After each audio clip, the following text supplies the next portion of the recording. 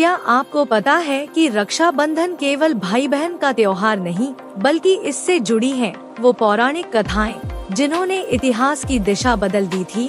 कभी एक रानी ने मुगल सम्राट को राखी भेजी, तो कभी एक देवी ने देवताओं को असुरों से बचाने के लिए रक्षा सूत्र बांधा। आज की इस वीडियो में हम जानेंगे रक्षाबंधन का इतिहास, शास्त्रों में इसका महत्व, पौराणिक कथाएं जिनसे जुड़ा है राखी का त्योहार और वो विशेष विधि जिससे भाई की आयु, समृद्धि और रक्षा पक्की हो जाती है। तो जुड़े रहिए, क्योंकि ये सिर्फ राखी नहीं बल्कि संस्कृति, धर्म और प्रेम की सबसे मजबूत डोर है। रक्षाबंधन का शाब्दिक अर्थ और मूल भाव। रक्षाबंधन दो शब्दों से मिलकर बना है, रक्षा और बंधन। इसका अर्थ है सुरक्षा का बंधन। यह त्योहार भाई बहन के पवित्र रिश्ते का प्रतीक तो है ही, लेकिन शास्त्रों में इसे और भी गहरे भाव से देखा गया है। ये दिन सिर्फ बहन द्वारा भाई को राखी बांधने तक सीमित नहीं, बल्कि यह उस संकल्प का प्रतीक है जहाँ कोई किसी की रक्षा का वचन देता है, चाहे वो भाई हो, पति हो या देवता। तो हम आपको 4 कथा सुनाएंगे जिससे आपको पता चलेगा कि रक्षाबंधन किसके बीच का त्योहार है। चलिए अब जानते हैं रक्षाबंधन की पहली पौराणिक कथा, द्रौपदी और श्री कृष्ण की कथा। महाभारत का युग एक ऐसा काल जिसमें धर्म, नीति और रिश्तों की अग्नि परीक्षा होती रही। इसी युग में एक अनोखा प्रसंग घटा जब भगवान श्री कृष्ण और द्रौपदी के बीच राखी के रिश्ते ने जन्म लिया। एक बार श्री कृष्ण ने शिशुपाल का वध किया। जब उन्होंने सुदर्शन चक्र चलाया तो उनके हाथ में हल्की सी खरोंच आ गई, रक्त बहने लगा। उसी समय द्रौपदी वहां उपस्थित थी। उन्होंने एक क्षण भी नहीं गवाया। अपने वस्त्र का पल्लू फाड़कर श्री कृष्ण की उंगली पर बांध दिया। वो कोई साधारण क्रिया नहीं थी, वो था निस्वार्थ प्रेम और रक्षा का संकल्प। श्री कृष्ण उस क्षण भाव विभोर हो गए। उन्होंने उसी क्षण प्रतिज्ञा ली, हे सखी, आज तुमने जो किया है मैं इसका ऋण जीवन भर चुकाऊंगा। जब भी तुम्हें मेरी आवश्यकता होगी मैं अवश्य आऊंगा, चाहे किसी भी स्थिति में हो। और यह वादा उन्होंने निभाया। जब चीरहरण की सभा में दुशासन द्रौपदी के वस्त्र खींच रहा था, सभी बड़े बड़े योद्धा मौन थे। भीष्म, द्रोण, धर्मराज, कोई भी नहीं बोला। तब द्रौपदी ने श्री कृष्ण को पुकारा और फिर जो हुआ वो चमत्कार था। श्री कृष्ण ने अपनी माया से चीर को इतना बढ़ा दिया कि दुशासन थककर गिर पड़ा और द्रौपदी की लाज बच गई।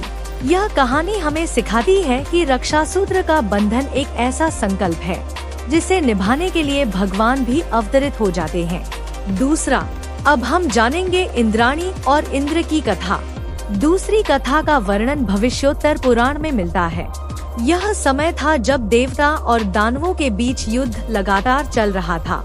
असुरों के राजा वृत्रासुर ने तीनों लोकों में आतंक मचा दिया था।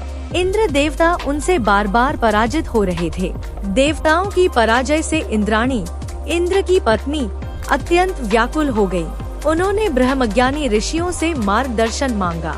तब एक ऋषि ने उन्हें एक दिव्य रक्षा सूत्र प्रदान किया और कहा, श्रावण मास की पूर्णिमा को इस रक्षा सूत्र को विधि पूर्वक अपने पति इंद्र की कलाई पर बांधो। इससे उनका आत्मबल और तेज पुनः जागृत होगा और विजय सुनिश्चित होगी।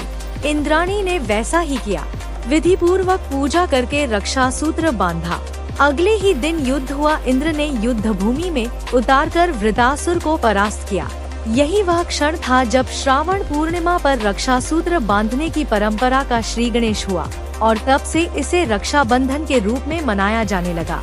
यह कथा यह भी दर्शाती है कि राखी सिर्फ बहन और भाई तक सीमित नहीं, बल्कि एक पत्नी और पति के बीच, एक देवी और देवता के बीच भी रक्षा और विश्वास का प्रतीक बन सकती है। तीसरा, यम और यमुना जी की कथा, अमरता का वचन। प्राचीन काल में यमराज, जो मृत्यु के देवता हैं, अपनी बहन यमुना जी से मिलने वर्षों तक नहीं गए। यमुना जी को अपने भाई की बहुत याद आती थी। वे हर पूर्णिमा को उनकी राह देखती और व्रत रखती। कई वर्षों बाद यमराज एक दिन सहसा प्रकट हुए। यमुना जी ने बड़े प्रेम से उनका स्वागत किया, पूजा की और उन्हें तिलक लगाकर एक रक्षा सूत्र बांधा। यमराज इस भावनात्मक प्रेम से इतने प्रभावित हुए कि उन्होंने यमुना जी से कहा, बहन, तुमने मेरे लिए जो व्रत किया है और जो प्रेम दिखाया है, उसके बदले मैं तुम्हें आशीर्वाद देता हूँ, तुम अमर रहो।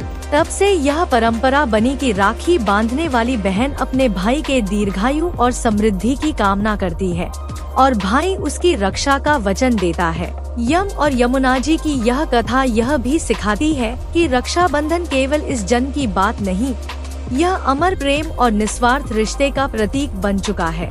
चौथा, रानी कर्णावती और हुमायूं की कथा, इतिहास की राखी। यह कहानी मध्यकालीन भारत की है, जब मुगलों और राजपूतों के बीच सत्ता संघर्ष चरम पर था। चित्तौड़ की विधवा रानी कर्णावती ने देखा कि गुजरात का सुल्तान बहादुर शाह उनके राज्य पर चढ़ाई करने वाला है। उनकी सेना कमजोर थी और स्थिति अत्यंत विकट, परंतु रानी हार मानने वालों में नहीं थी। उन्होंने एक उपाय किया, एक रेशमी धागे में अपना विश्वास बांधा और उसे दिल्ली के बादशाह हुमायूं को भेज दिया, एक राखी के रूप में। हुमायूं जब तक राखी पहुंची, युद्ध आरंभ हो चुका था, लेकिन उन्होंने अपने सारे राजनीतिक मतभेद भुलाकर अपनी विशाल सेना लेकर चित्तौड़ की ओर प्रस्थान किया। दुर्भाग्य से जब तक वो पहुँचे, कर्णावती ने जौहर कर लिया था, लेकिन हुमायूं ने चित्तौड़ की रक्षा की। यह प्रसंग बताता है कि राखी की शक्ति इतनी है कि वह धर्म, जाति, राजनीति सबका अतिक्रमण कर देती है। वह सिर्फ दिल से दिल को जोड़ती है। इन सभी कहानियों में एक बात समान है, रक्षा का वचन और निस्वार्थ प्रेम। चाहे वह श्री कृष्ण हो, जिन्होंने वचन निभाया, या इंद्राणी, जिन्होंने युद्ध जीतने के लिए रक्षा सूत्र बांधा, या यमुना जी, जिनका प्रेम अमरत्व का कारण बना, या रानी कर्णावती, जिनकी राखी ने इतिहास को मोड़ दिया। रक्षाबंधन सिर्फ धागा नहीं, बल्कि वह डोर है जो रिश्तों को जोड़ती है और संकट में रक्षा करती है। भविष्य पुराण, स्कंद पुराण और वामन पुराण में रक्षाबंधन की महिमा विस्तार से बताई गई है। इस दिन को श्रावण मास की पूर्णिमा को मनाने की परंपरा है, जो अत्यंत शुभकारी मानी जाती है। रक्षा सूत्र बांधने की शास्त्रीय विधि। सबसे पहले श्री गणेश और देवी लक्ष्मी की पूजा करें, फिर भाई की आरती उतारें, तिलक करें।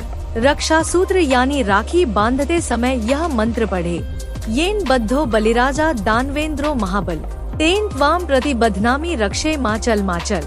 इसका अर्थ है, जिससे राजा बलि को बांधा गया था, उसी से मैं तुम्हें बांधती हूँ। यह रक्षा सूत्र तुम्हें हर संकट से बचाए। इस दिन श्री सूक्त का पाठ करने से लक्ष्मी कृपा मिलती है। बहन भाई को श्री यंत्र या कुबेर यंत्र उपहार दे तो उसका प्रभाव कई गुना बढ़ जाता है। राखी को तिजोरी या दुकान में भी रखा जा सकता है, जिससे व्यापार में उन्नति होती है। रक्षाबंधन पर चंद्र दर्शन न करने की भी मान्यता है। आज के समय में रक्षाबंधन सिर्फ परंपरा नहीं, भावनाओं की डोर बन गया है। कई जगह सैनिकों को राखी बांधने की परंपरा है। स्कूलों में बच्चे पेड़ों को राखी बांधकर पर्यावरण की रक्षा का संदेश देते हैं। कुछ संस्थाएं जेल में कैदियों को राखी बांधकर उन्हें प्रेम और सुधार का भाव देती हैं। यह पर्व हर रिश्ते को जोड़ने वाला, हर दिल को छूने वाला और समाज को सशक्त करने वाला बन गया है। रक्षाबंधन केवल एक रस्म नहीं, यह विश्वास है कि जब कोई सच्चे मन से रक्षा सूत्र बांधता है, तो ईश्वर भी उस रिश्ते की रक्षा करते हैं। आज जब आप राखी बांधे या बंधवाएं, तो केवल धागा न देखें, उसमें बंधे प्रेम, विश्वास और आशीर्वाद को महसूस करें। राखी की ये डोर नहीं टूटे कभी, भाई बहन का ये रिश्ता अमर रहे सदा। अगर आपको हमारी ये वीडियो पसंद आई, तो चैनल को सब्सक्राइब करें, वीडियो को लाइक करें और इस शुभ दिन पर अपनों के साथ जरूर शेयर करें। रक्षाबंधन की आपको और आपके परिवार को हार्दिक शुभकामनाएं। जय श्री कृष्ण, जय माता यमुना जी।